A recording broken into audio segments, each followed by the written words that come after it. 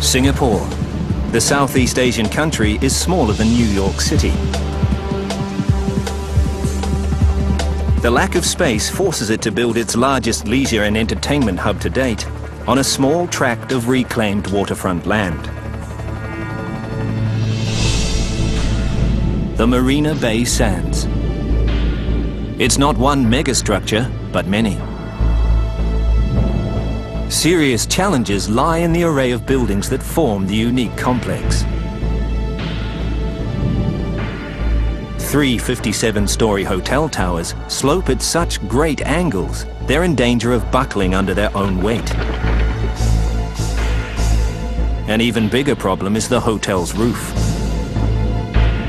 A 340-meter sky park spans its length, containing gardens, outdoor pools, and the world's largest cantilevered observation deck.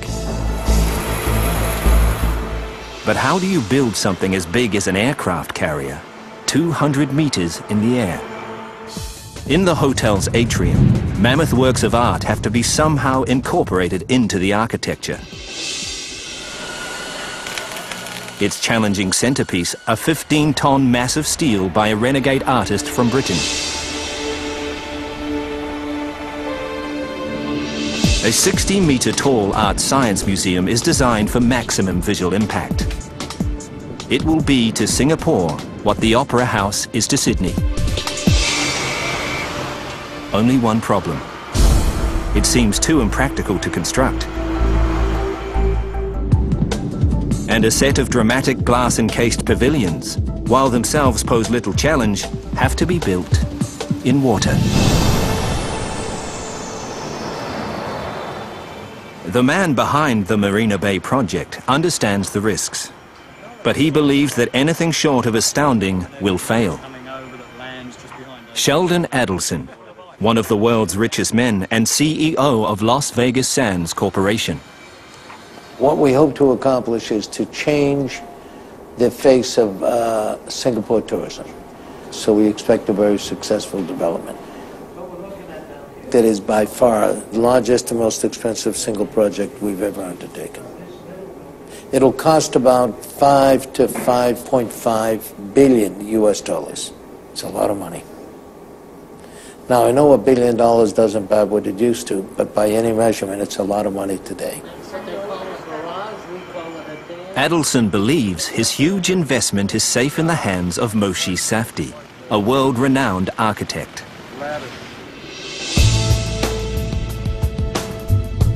Safdie is recognized for his use of dramatic curves and geometric patterns. The Marina Bay complex will be his largest and most difficult project yet. I think that architecture has to be timeless. Therefore, what it espouses, what it provides, needs to be something that has a long life. What's unique about Marina Bay is all the pieces coming together. You can't think about it as individual buildings. You've got to think about it as a piece of city. It's much more a symphony than it is a sonata. On the ground, engineers are more concerned about the reality of building Safdie's vision. This is the North Retail section area. 30-year veteran John Downs is in charge of overseeing the entire project. The design is very, very diverse, and each component of the project is totally different from the others. For a project of this size, you'd expect with the planning, with the design, with the construction, you'd be expecting somewhere between 6 to 7 years. Here is basically a 3-year turnaround.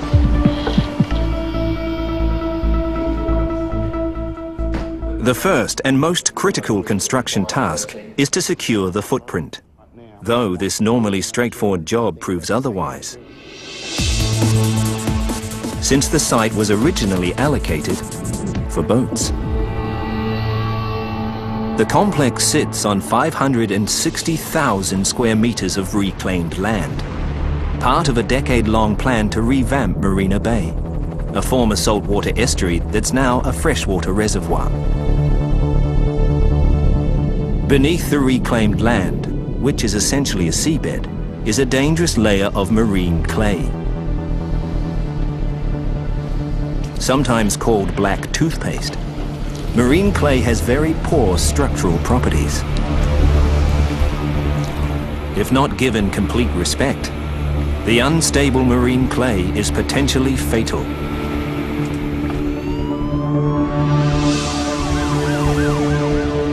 In 2004, Singaporeans discovered the lethal consequences firsthand. A routine excavation in an underground tunnel for the mass rapid transit network causes a collapse, creating a gaping hole in the nickel highway, killing 4 workers. The ground conditions in which they were building the nickel highway were not dissimilar to those in which we are encountering here. They had also soft clay, they had similar depths of excavation between 20 and 37 meters. One of the big things that was learnt in the nickel highway collapse was the importance of monitoring movements and the control of quality as the construction proceeds. Marine clay is an old foe of engineer Mike Barton. He's defeated it in the past by understanding how it behaves. The big problem with marine clay is that it is so soft that when you dig out the inside, the walls will move and potentially collapse and allow all the surrounding water in the bay into the excavation. So, before work can begin, the unstable building site needs major fortification.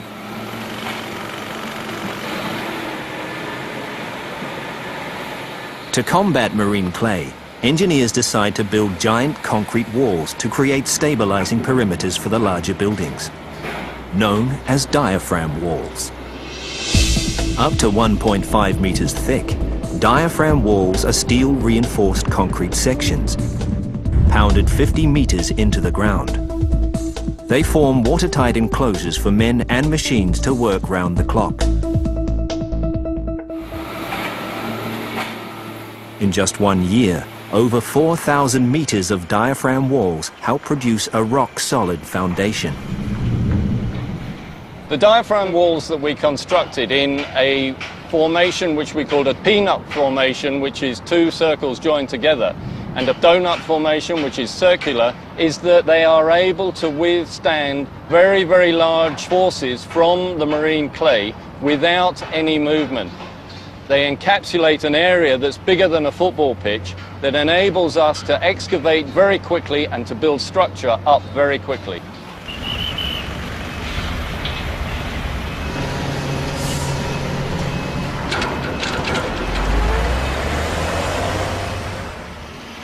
Securing the footprint of the Marina Bay project has already taken a year out of John Downes' schedule. He now faces the difficult task of erecting the resort's many buildings in a space of just 2 years.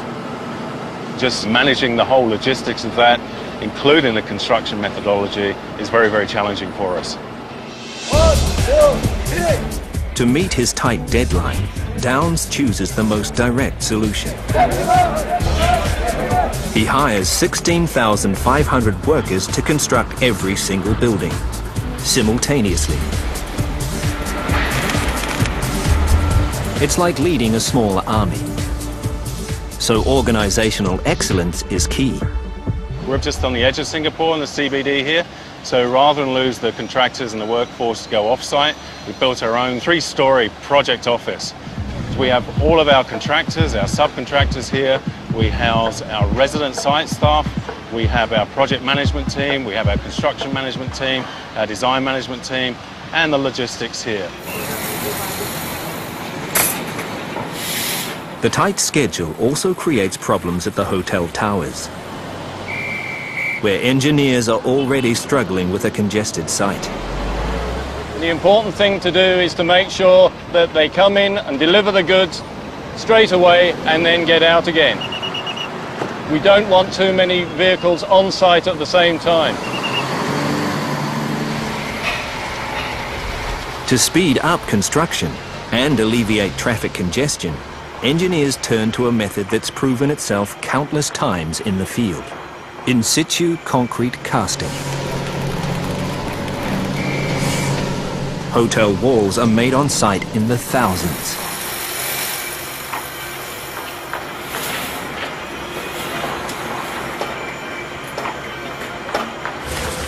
And workers laying the floors are so proficient, they produce 1 floor per 4-day cycle. It's an impressive display for a conventional solution. But the structure they're attempting is anything but conventional. The key challenge of building the hotel towers is its unusual design. Unlike other skyscrapers, part of the towers slope at incredible inclines. Like a set of collapsing dominoes, the towers could buckle under their own weight if a practical building solution is not found. It's a major concern for engineer Craig Glover. I've been in the industry for 25 years, done a wide range of projects in many different countries, but nothing compares to this whatsoever. There was nothing we could take reference from across the street, on the next high rise or across town. This is a new frontier.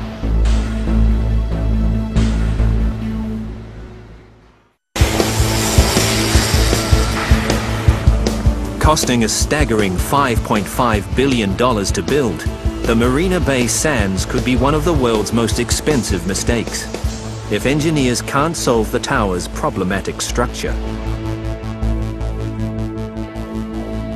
Engineer V.C. Cheong leads the design team, and their solution comes out of left field. If you look at the configuration, it's not a straight tower. It's with a sloping leg. So all this sloping leg actually is, inducing a very huge external force onto the structure. We kind of built it without any support. So we actually formulate a solution to prop up the sloping edge. Using a technique they've never employed before, engineers build large temporary struts made of strong structural steel. They prop up the sloping towers as they rise. Like a suspension bridge, high tensile steel tendons, also known as tension cables, give an added layer of support inside the walls. In theory, both the struts and the tension cables are temporary and will be removed once giant link trusses connect the towers at the 23rd floor.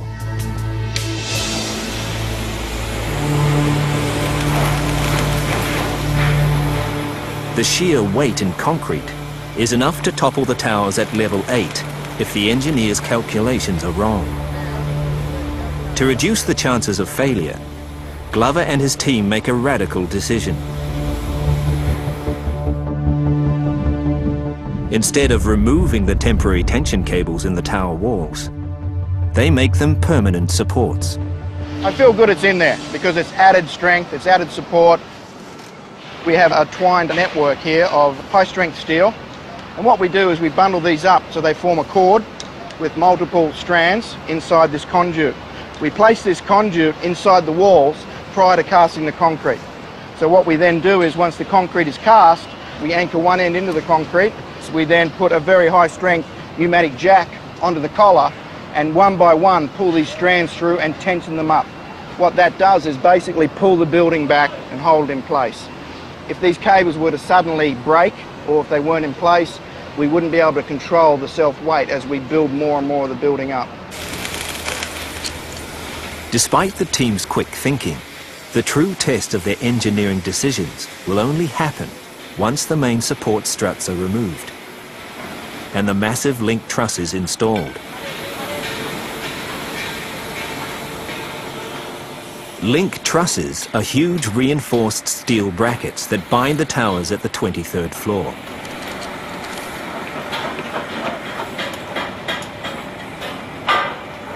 Once their installation is complete, they transfer the sloping tower's weight completely away from its temporary struts. Once we're satisfied that we don't have any stability issues, then we can bring the large hydraulic cranes in and member by member start to dismantle the struts. We've got a lot of time pressure, so we've just got to make sure that these things keep moving. As the last pieces of support struts leave the site, Glover and his team can finally breathe a sigh of relief. The link trusses are holding the building load. So far, so good.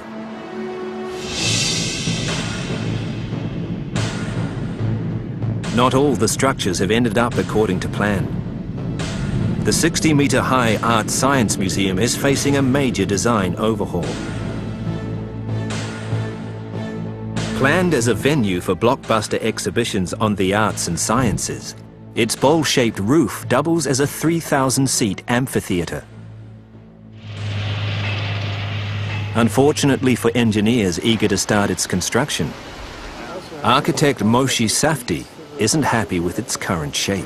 Somebody looked at them and said, looks like a bunch of bananas. In fact, Mr. Adelson said, looks like a bunch of bananas. I said, well, if they look like a bunch of bananas, we're not there yet. It's terrible news for Safdie's design team, especially its principal, Gene Dyer. There are times that Moshe will come in with an idea. We think it's quite exciting. We'll pursue the idea for weeks or even months. He'll come back and say, I want to change the idea. And we've already bought into the idea, so it's a bit frustrating.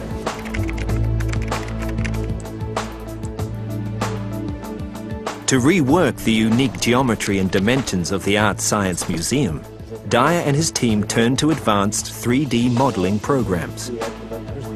It not only makes navigating the museum's complex geometric patterns easier, it shortens the process to a matter of days.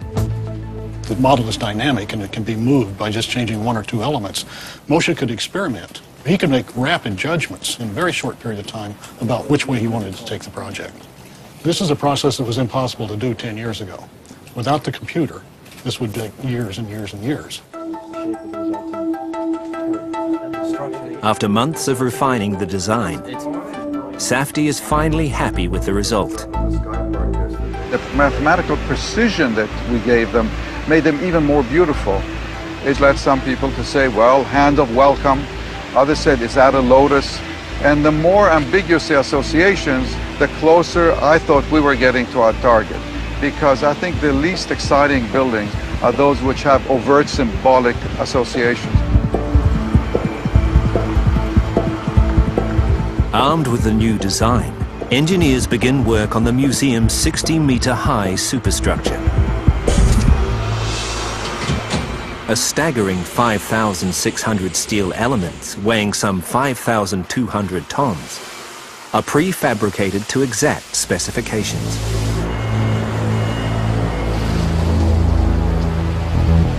They are then trucked onto site and assembled. It's like putting together a giant jigsaw puzzle. Each element has to be installed with pinpoint accuracy. If it's even a few millimeters off, engineers will have to start from scratch. Engineers of the massive atrium at the base of the towers are facing an equally tough construction process.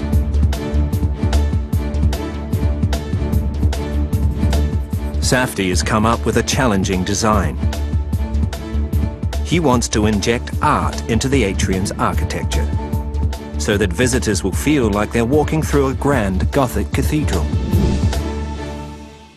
In medieval times, if you think of a Gothic cathedral, there's the architecture, there's the stained glass windows, there's the sculptures on the pinnacles. You cannot draw a line and say art and architecture. Art and architecture are one, they're singular experiences. And I think what we try to do here is come back to this integrative mode. To create the centerpiece of his vision for the atrium, Safdie commissions renowned British sculptor Antony Gormley. Famous for his unusual approach to art, Gormley is the brains behind the Angel of the North sculpture in northern England. What he's about to attempt is proving to be more of a construction challenge than an artistic one. A cloud-like sculpture some 40 meters long, made up of 15 tons of high-grade stainless steel, hung 12 stories above the atrium. The Angel of the North is, in a way, making a very traditional public sculpture because it's isolated in space at the edge of a valley. You can see it for miles and miles. It's very much about occupying space. This is about activating space.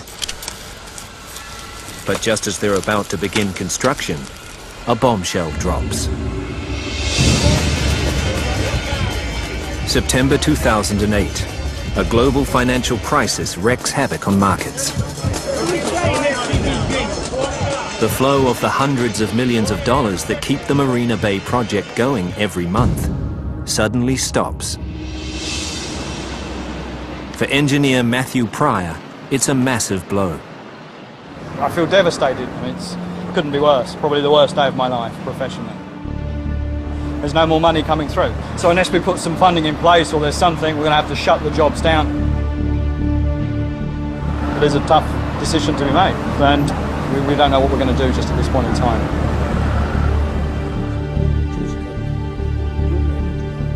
With the future of the multi-billion-dollar project plunged into doubt, all eyes turn to the man behind it, Sheldon Adelson. The next move of one of the world's richest men will determine the fate of the mega construction site.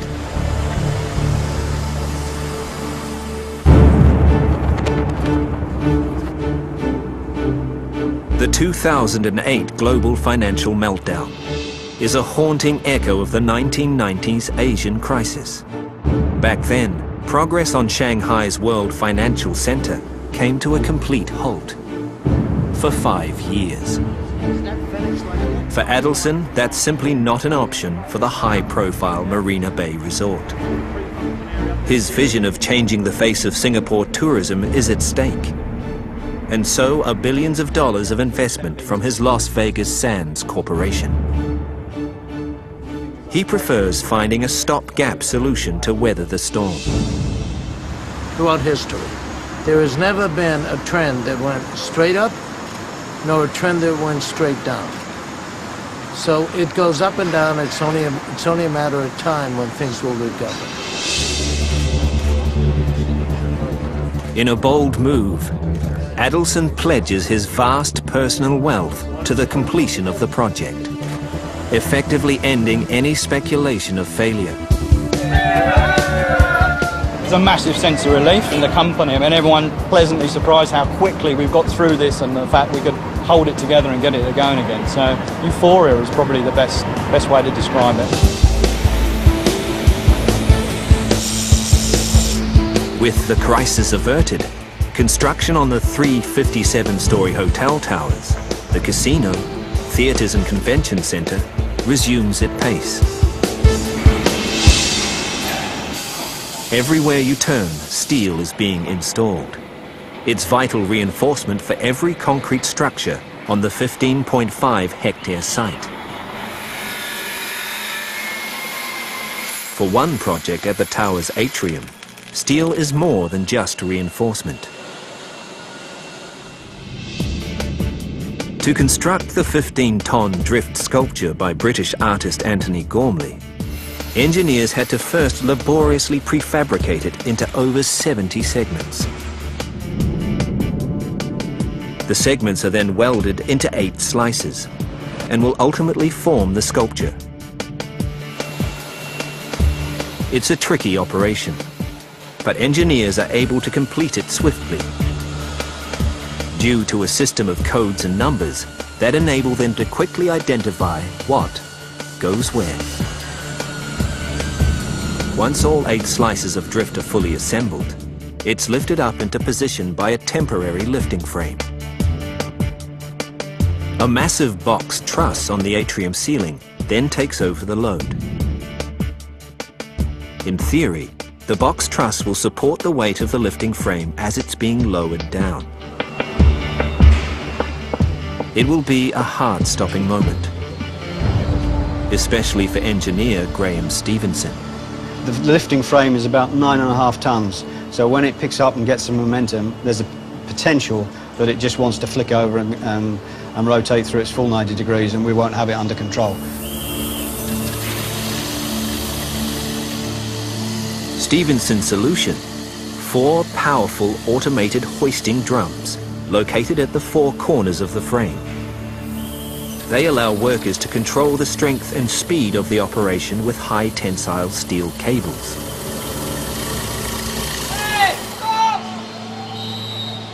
A spotter at the top determines the pace of the procedure and marshals the team.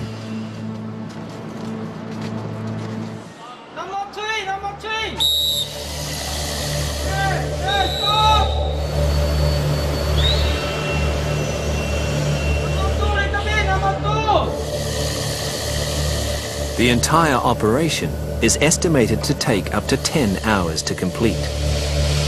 As soon as the frame is in motion, there's no turning back. Midway through the lift, Stevenson receives reports of a potential problem. 22-story, number 7 temporary cable, scaffolding touching the cable. Why you got The temporary cable touching to the transverse. Yeah, but is it just the end of a tube? Yeah. So you can just cut the tube? Yeah.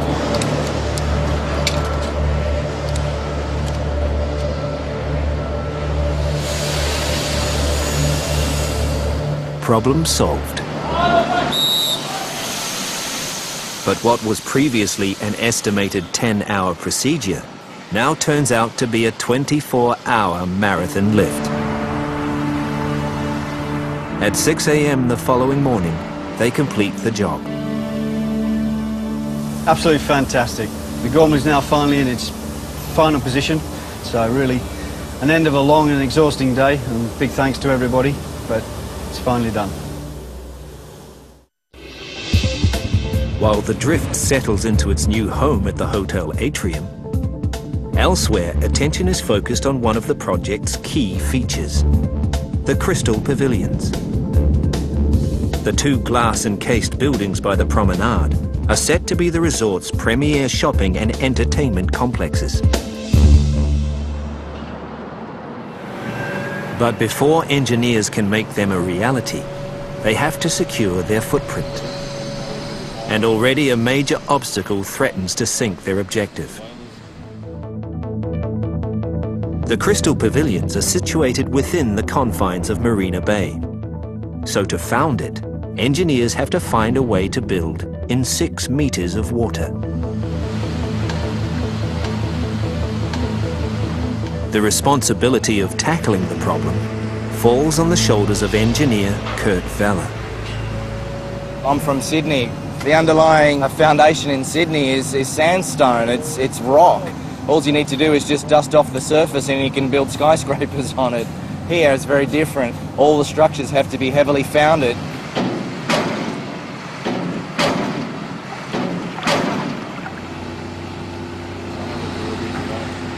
To keep water out of the construction site, only one solution seems viable for Vela and his team.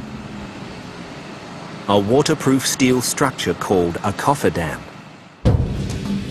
This temporary formation surrounds the worksite with a circle of steel sheet piles, creating an impenetrable shield that locks out the water, keeping the workers safe within. For the job, they rope in a 12-ton vibro hammer. It punches the sheet piles deep into the earth, making the cofferdam rock solid and resistant to movement.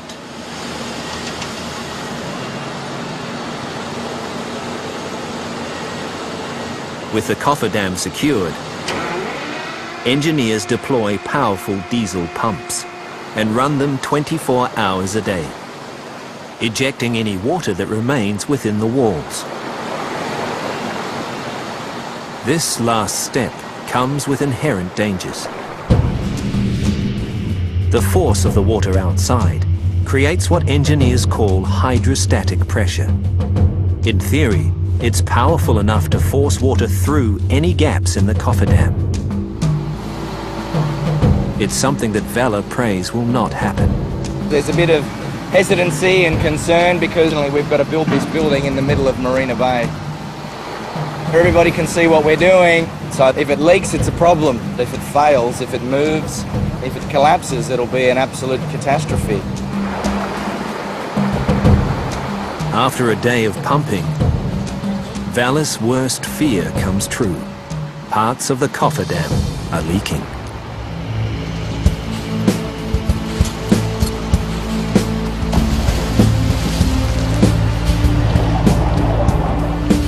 To rectify the problem, Vela orders a team of 8 divers into the water on 10-hour shifts. Their mission? Find out where the water is being forced in and plug them shut with epoxy resin. Anson Lee is an 8-year diving veteran. The toughest part of my job is the environment. The visibility is poor here. It's totally zero. I cannot see anything here below. I solve that by feel the suction and then feel out the thing. You have to overcome all the fear that you can't see under the water. But okay, I feel proud to be one of this team to build this thing out. After 2 weeks of hard work by divers and the pump crew, the job is finally complete.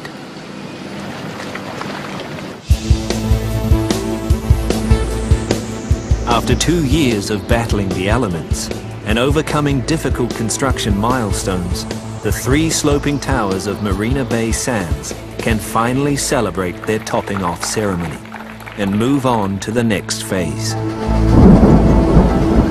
But a destructive force of nature threatens to throw a spanner in the works. With climate change predicted to affect the pattern of Southeast Asia's typhoons, Singapore may one day experience the destructive tropical storms plaguing its northern neighbors in the Philippines and Taiwan. When that happens, typhoon force winds could spell disaster for the hotel towers, especially the 340-meter sky park sitting on top of it.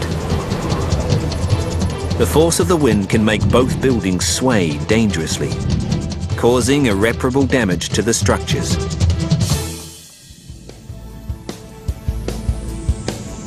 The Sky Park, offering 360-degree views of Singapore. The visionary design will have enough surface area to park 4.5 Airbus A380s. But when architect Moshi Safdie first mooted it, it stemmed from a purely functional need. Luxury hotels, as we think of them, always have lots of open space around them, gardens, at least in the kind of tradition. But we didn't have much space left. And at that point, I figured, well, if we cut out of an extrusion of foam the kind of slab that goes over those 3 towers, and we placed it there, and we said, what do we have here? My God, that's some power. And so that's where the idea was born. That's what makes us a resort. This is not a critical direction. Safdie's revolutionary idea scores points for ingenuity, but it clearly isn't what nature intended. Typhoon force winds threaten to rock the towers and its sky park, causing unimaginable damage. If engineers are to make the building a reality, they'll need a rock-solid solution. Engineer Tony McKee has little time to make things happen. At the moment we're running a couple of weeks behind what we'd originally planned. We're not entirely happy about it, but at the end of the day we've got to do this safe and we've got to do it properly. You're safe, close to the... To fight the enemy, McKee knows he has to first understand the enemy. He hires leading US wind engineers CPP to carry out extensive testing on the towers and sky park. Their mission? Find out how Singapore's potential wind forces affect the buildings. We turn that upside down. Wind engineer Roy Danoon oversees the process at their state-of-the-art wind tunnel in Fort Collins, Colorado. The thing that makes this really special is the fact that we have this sky park running across the top, linking all the towers together. So whereas normally with a normal tower we'd measure the loads on the tower in isolation, with this one what we're needing to do is to measure the loads on all 3 of the towers at exactly the same time. So that way we can know how the towers are going to move relative to each other, so we can make sure that they're not going to put excessive strains or movements into the sky park. During the tests, a scale model of the Marina Bay Towers is blasted with 40km/h winds to simulate faster typhoon winds in reality. Over 1,000 pressure measuring instruments inside the model register how the winds affect the buildings. At the end of the tests, engineers confirm that the 3 towers can deform by some 200 millimeters during the fiercest storm. Engineers quickly figure out a solution: movement joints. Inspired by bridge engineering philosophy, movement joints are essentially gaps located between the concrete towers. The huge gaps allow for movements of up to 250 millimeters. Aluminium and stainless steel plates act as sliding components. They can move back and forward over each other, a little bit like you'd see in a flexible bus, where you have that articulation happening in the middle. It's a similar concept to that. To accommodate the differing movements of the 3 towers, engineers install multi-directional steel bearings below the sky park.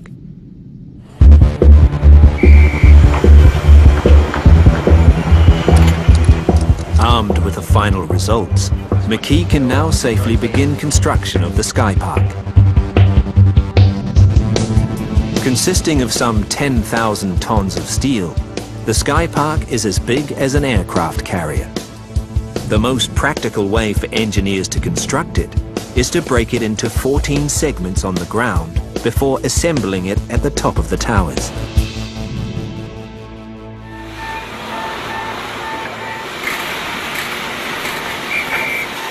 There's no room for miscalculation at 200 meters in the air.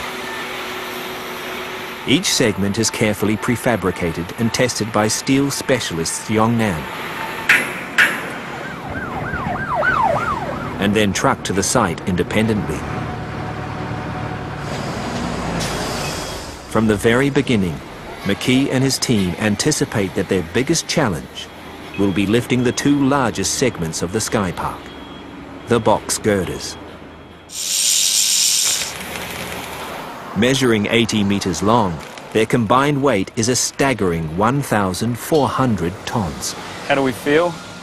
A little bit of apprehension. You know, it's a significant lift that hasn't been done before. If something goes wrong, it could be really significant for us. To reduce risks, McKee turns once again to proven bridge building technology. In a process known as strand jacking, giant temporary lifting gantries made of strong structural steel will use powerful hydraulic jacks to lift the box girders up to the top of the towers before sliding them into place. It will be the longest and largest lift of its kind in the world, and McKee needs the best in the business. He puts a pioneer in the field in charge. Swiss-French company vietsub.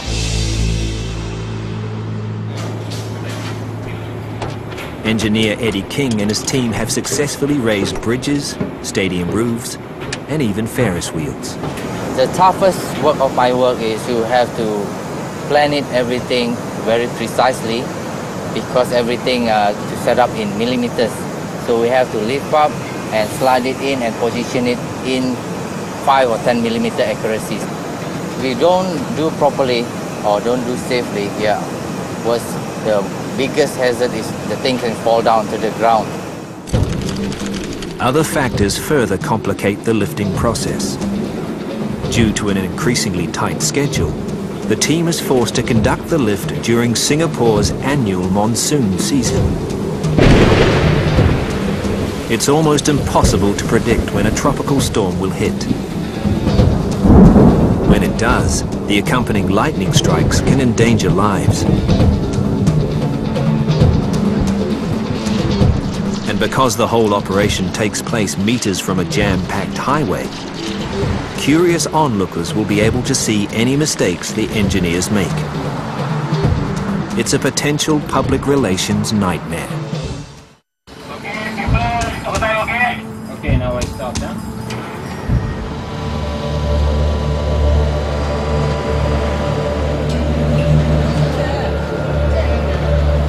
During an estimated 16-hour lift, the box girders will move at a cautious 14 meters per hour.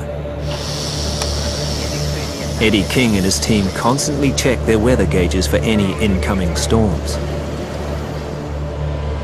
The hydraulic jacks are also inspected regularly for overheating. No one wants the operation to stall in mid-air.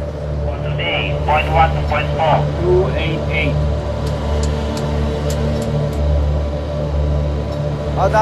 This one, change to channel 2, yeah?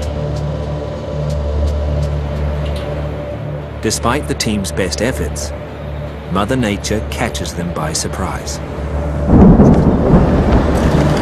Okay guys, rain is coming. It's better we stop here. An approaching downpour threatens to grow into a lightning storm. We are at 200 meters above and surrounding building is quite far away. So there's a chance of the lightning striking on the high point like this. So we got to stop and wait until the weather getting better before we continue our lift. McKee's worst fear comes true. If the girders remain stuck at midway for too long, he will have to order them down.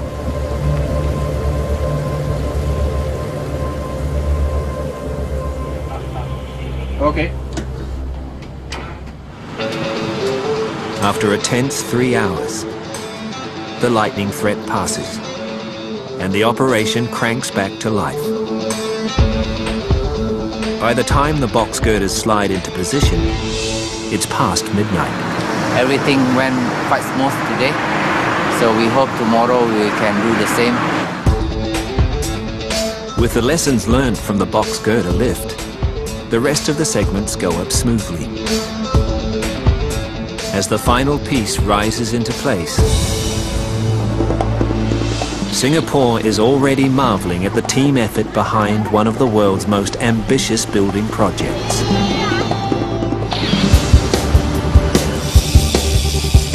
In just 3 years, engineers overcame seemingly impossible construction challenges, defeated marine clay, engineered ingenious design solutions, and survived the most debilitating financial crisis since the 1930s.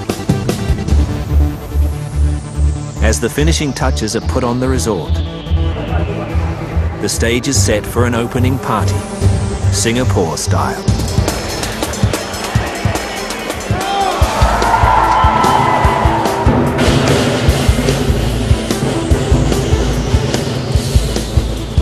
Those involved reflect on the project that has already far surpassed their expectation. It's a bit kind of overwhelming, you know. I'm in the process of disconnecting the umbilical cords. Not easy for an architect. This type of project probably only comes around every 25 years or so. So it's been a lot of hard work, extremely challenging. I really can't imagine, I couldn't list the number of challenges we've overcome along the way to get to today. Everybody is saying this is kind of a miracle, you know, never seen anything like it. And it's rewarding, it's nice. The Marina Bay Sands, Singapore. Proof that with visionary design and engineering know-how, megastructures can still defy the odds and fulfill the wildest dreams.